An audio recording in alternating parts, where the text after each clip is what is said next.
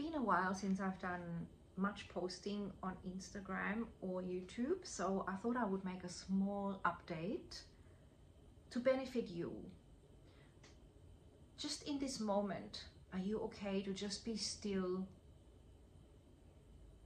and to trust your knowing, to trust what's arising for you as you slow down your breath and just be here, just noticing the words that are coming out of my mouth to you and seeing what resonates, just being there.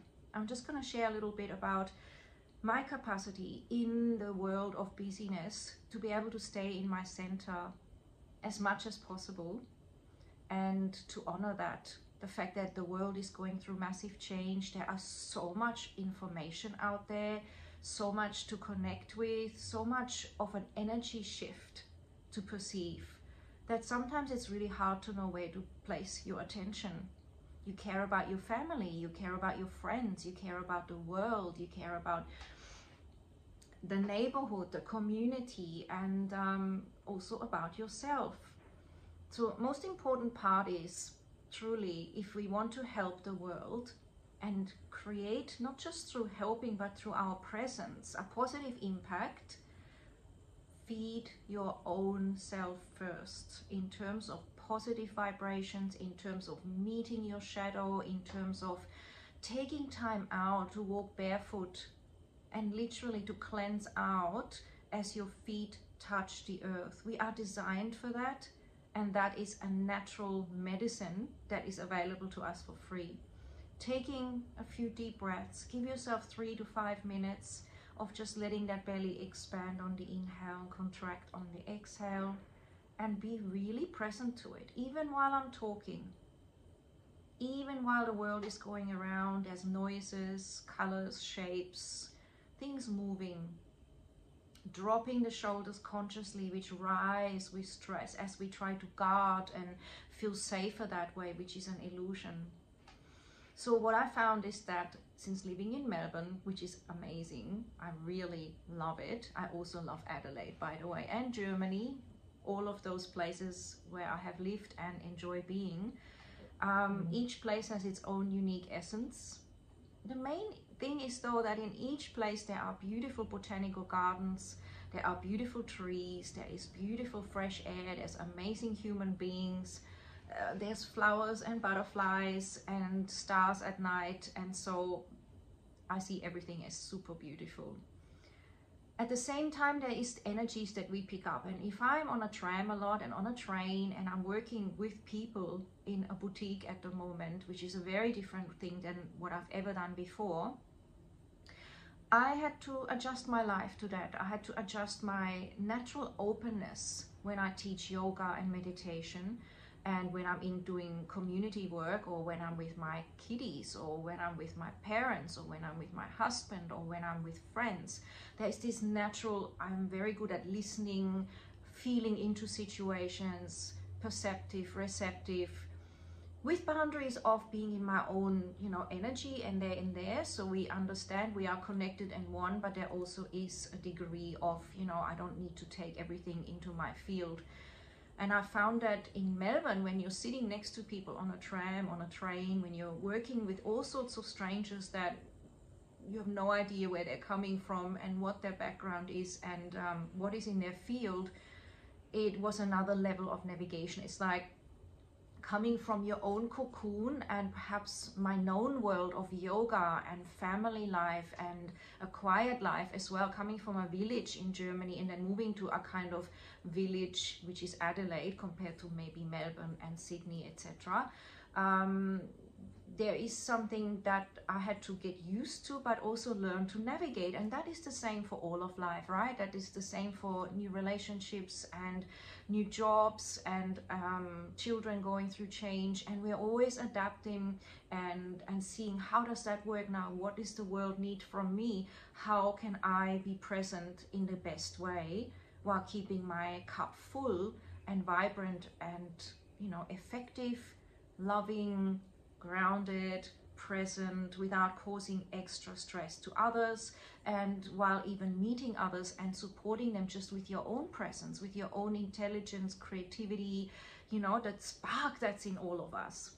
So because of that, I haven't felt the inspiration to post a lot, and I simply trust that I'm not bound to social media. Now, I know that some of us are, and we feel like if we're not there, we're letting down our audience, we're letting down our friends, but that's not at all what it is. I don't look at it that way, because number one, there's so much out there to entertain you and educate you and connect with, that sometimes I feel like I'm just another voice in a sea of voices. And yes, my voice is slightly different, but I know there is so much out there that nobody would ever be without a great channel to tune into.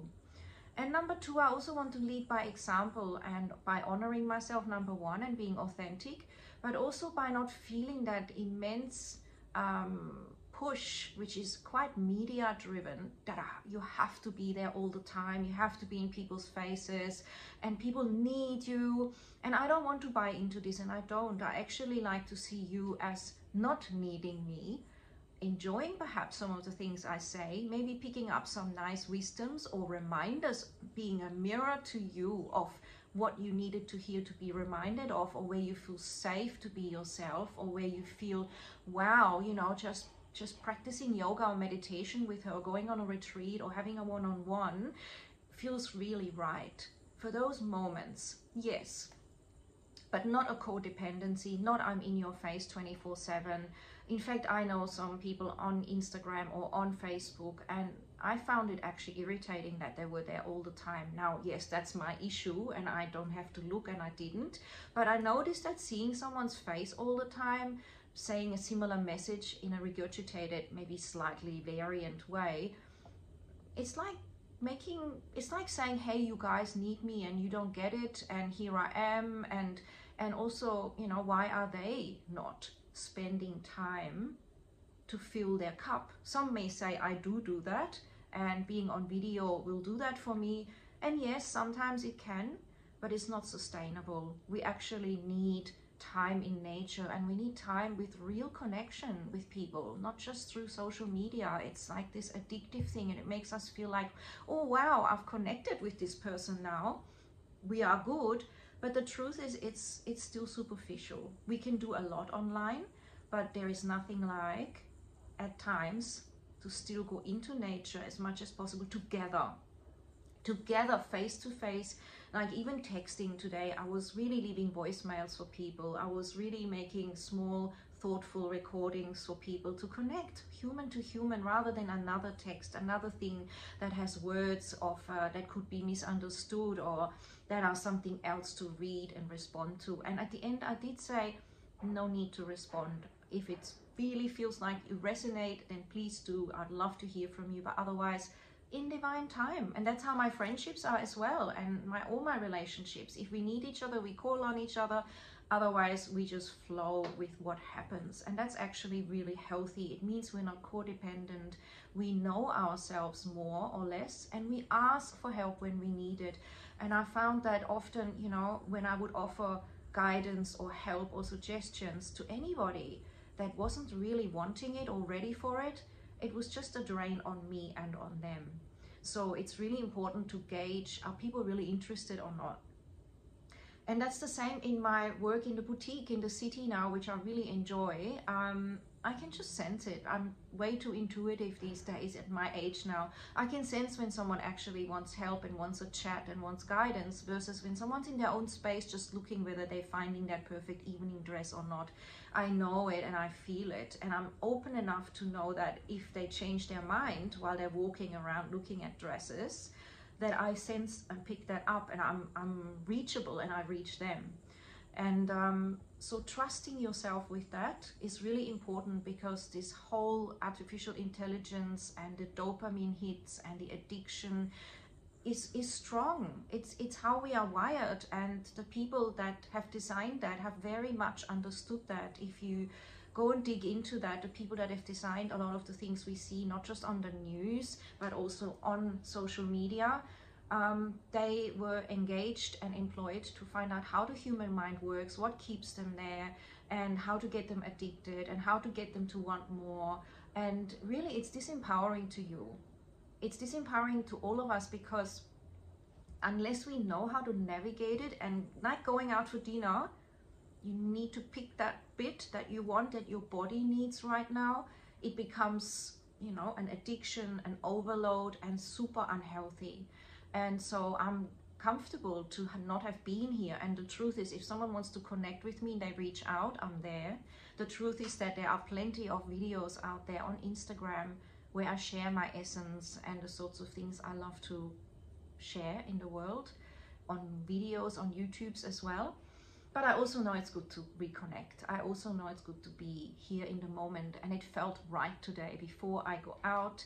And I'm going to go to the gym, believe it or not. My husband still can't believe that I've actually joined the gym. I will say I'm not really a gymmy kind of person. I love that gym because it has a sauna and a steam room.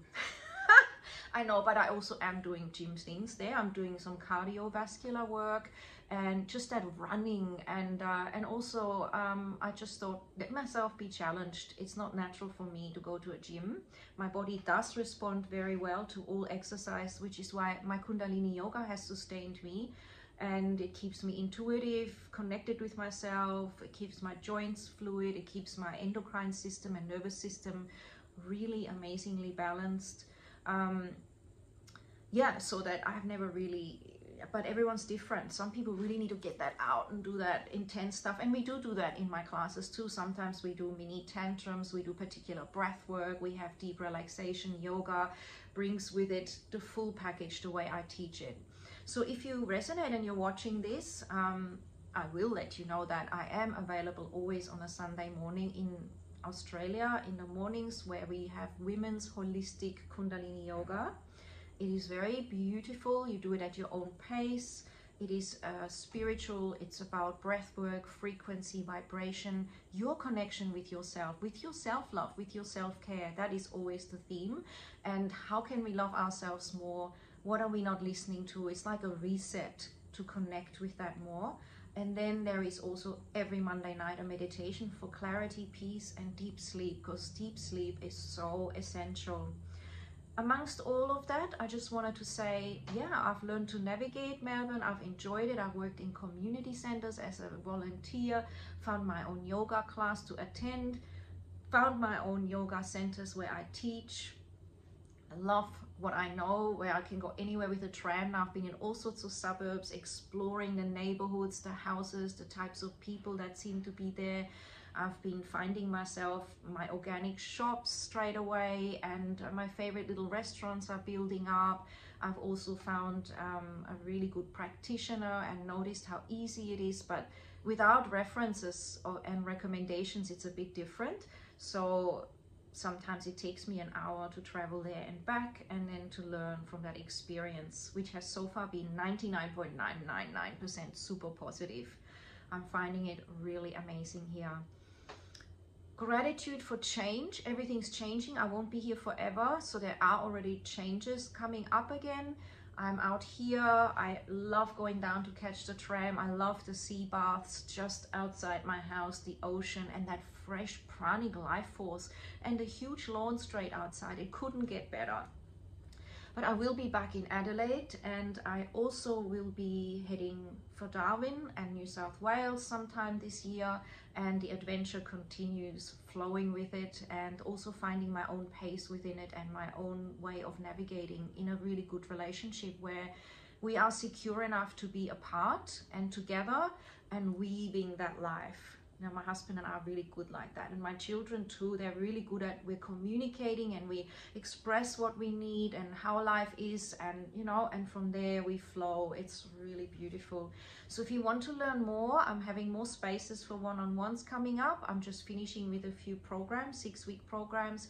Let me know and connect, and I will be making some videos now on helping or not helping, and finding that balance with how much we give to others versus how much we can observe, hold space, and also allow them to discover their own strengths while we are there. So I'm going to make a whole video series that are coming out on YouTube. Subscribe, and I will of course post some on Insta and all over the place as well. I hope you're well. Know that you know whatever you need to know. Breathe in deep. Breathe out. You have all this wisdom inside you. There's no doubt on that. No doubt. But are you ready to go within and discover it? Are you ready to notice the layers that block you? Are you ready to shed those that may have helped you in the past and go into your full truth, into your more aligned divinity, which is incredibly wise beyond the intellect? It takes you into the flow state. It takes you into what's called the genius flow state, where you have completely new ideas and you realize, why not? And what else is possible? And I can see that I'm one with all and yet a unique expression. And I'm in a dance where I can shift and change. And I have a toolkit that helps me with this, like how I breathe affects that, how my morning routine is, or my bedtime, what I eat, the people I associate with and I guess focus on as my inner circle. And everyone can teach us things and everyone has gifts to share, anyone out there. At the same time, we need to discern because there's only so much time we have, right?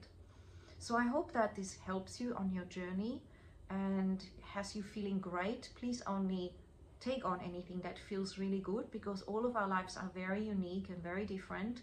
And I have deep respect for everyone's journey and everyone's programs and soul incarnation to shed and experience what you've come here in this lifetime.